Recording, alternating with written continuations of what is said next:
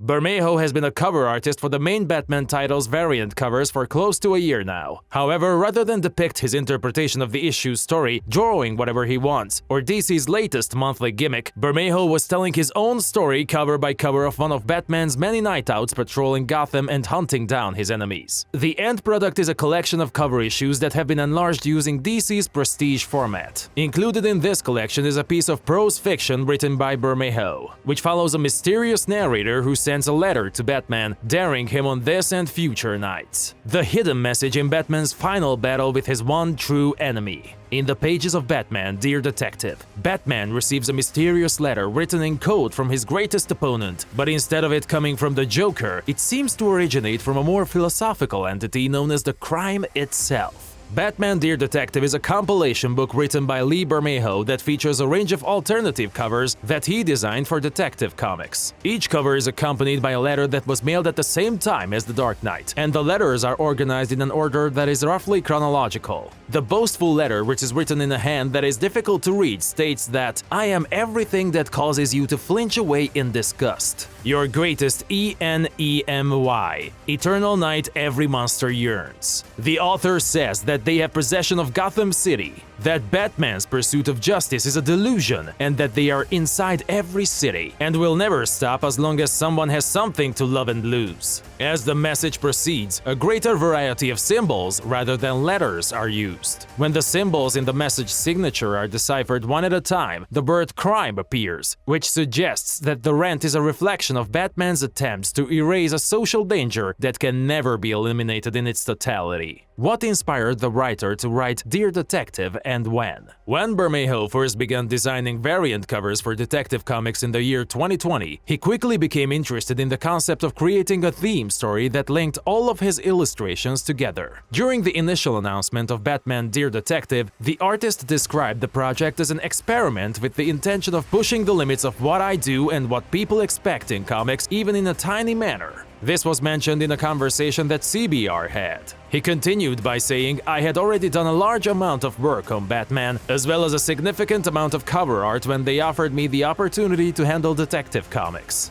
Due to the fact that the letters are included inside the title, my mind jumped straight to the possibility that Detective Comics is a publication by DC. The idea of working on these gloomy cover designs was really appealing to me, Bermejo said. It didn't take me long to get the notion that it would be fantastic efforts towards the end of this run. Each of these covers told a distinct story. In fact, the thought came to me almost instantly. Bermejo went on to say that the concept was inspired by the letters that Jack the Ripper had sent to his victims, and that it was meant to mislead readers into thinking that the person who was talking with Batman was one of his more well-known rivals, such as the Joker or the Riddler. The letterer, Jared Fletcher, who had arranged the text in the book to replicate the frenetic writing in the records that Jack the Ripper had left for the police in the 1800s, was singled out for praise by the author, who praised Jared Fletcher's work. These items were discovered after the killer had been found. It's not a sequential book, it's a tale, but it's different from what people are used to seeing,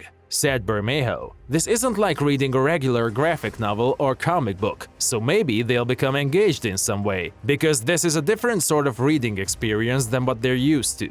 What's the story about and the history around it? When it comes to stories about Batman, the challenging thing isn't coming up with new ways to put the Dark Knight's metal to the test. Rather, that's the easy part. Despite the fact that even the successes are frequently of a mixed nature, the creators of the character have always been able to find new areas of the story to investigate and new sources of chaos to introduce into Gotham. At the very least, they have been able to find different ways of approaching the elements that already exist. The challenge, however, is in preserving a sense of originality in spite of the fact that the audience is already familiar with the fundamental components of the character, the setting, and the storyline. In Batman Dear Detective number 1, the issue that tackles the challenge of keeping things fresh is keeping things new. Nevertheless, despite the fact that this issue meets its purpose with a great lot of elegance because of the fantastic artwork, it is still another example of a case with mixed results. This is because this issue has both positive and negative elements. The Batman Dear Detective number 1 comic book is most effective when seen as what it really is, which is more of an art collection than it is a regular comic book, with a sprinkle of tales acting as the connecting tissue between the pieces. The issue, which was written and drawn drawn by Lee Bermejo, is, at its core, just an incredible collection of cover art created by Bermejo that is incredibly detailed and gorgeous, which is then sewn together with a letter written by the actual adversary that Batman encounters. And this is not something that I made up. The issue itself notes that the book is a collection of groundbreaking cover art by Bermejo, and that it was meticulously created to depict Batman's struggle against crime.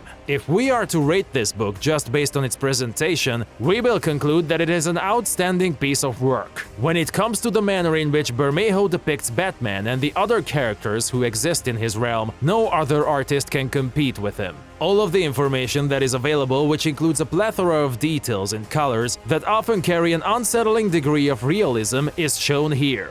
There are pages upon pages of these covers, and despite the fact that they are merely printed on the page, it gives the impression that they have a life of their own and a texture that one can almost feel in their hands. This is despite the fact that there are no physical copies of these covers. It is impossible to find another issue that compares to this one in terms of its visual design and the way it has been curated. The arrangement of the images in such a way that it takes you through the story of Batman is unique. There is no doubt in my mind that anyone who is really passionate about Batman would consider this to be an outstanding coffee table book. On the other hand, it appears that the narrative arc plays a supporting role in the story. Although it is nice to have anything to lead this visual walk down a dark alley, as it were, it seems to be a bit lost inside the artwork of the comic. It is beneficial to have something to direct one's vision as one makes their way down the alley. The sender has quite a deal to say about Batman, his weaknesses, and his abilities, and it acts as a villain monologuing, which of course slowly leads to rising degrees of personal hints about the writer and possibly what they truly seek to accomplish. Sender also functions as a villain monologuing.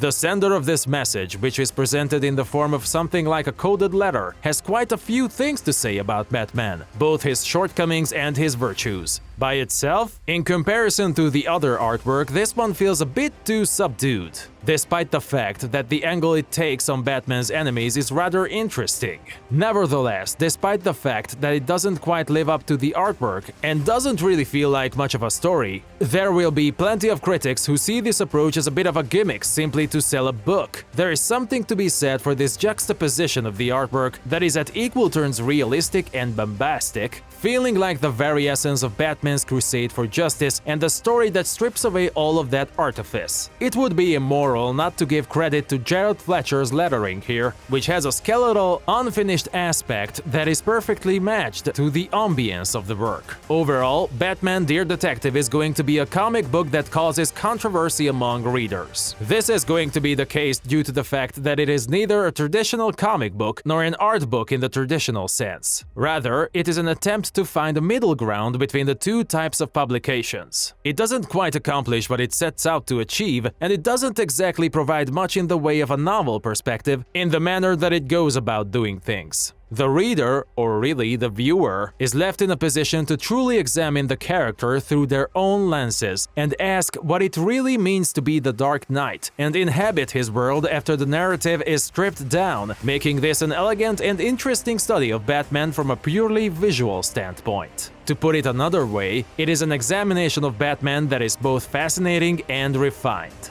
Batman Dear Detective is a must-read for anyone who enjoys the medium of comic books, since the plot is entirely conveyed via the artwork, which has some astoundingly gorgeous and intricately detailed pictures by Lee Bermejo. This whole book provides evidence for why he is considered to be one of the top artists in the field. I would appreciate it if you could share your comments with me about the hidden message that Batman received. And click the like button if you'd like to see more videos just like the one you're watching now. Also, don't forget to subscribe to the channel. I'll be waiting for you in the next video.